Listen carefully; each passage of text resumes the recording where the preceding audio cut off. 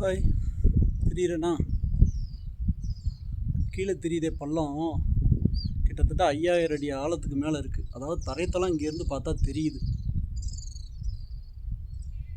இந்த கோயிலோட எட்ஜு இந்த கோயிலோட எட்ஜு வந்து அந்த மலையோட கார்னரில் தான் இருக்குது.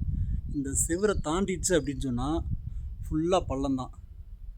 ஒரு ஒரு இன்ச்சு கூட கேப் இல்லாமல் வந்து கோயில் கட்டியிருக்காங்க. பாருங்க கோயில். ஆக்சுவலாக என் கை நடுங்குதா, அது பேலன்ஸ் முடியாமல் நடுங்குது.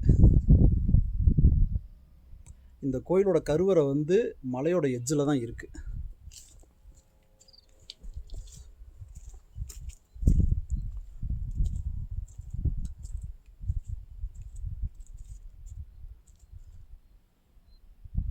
அங்கே ஒரு கோயில் கட்டியிருக்காங்க.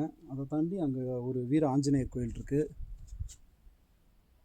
இதில் வந்து போகணும் இன்னும் பல கிலோமீட்டர் போகணும். ஓகே, பாய்.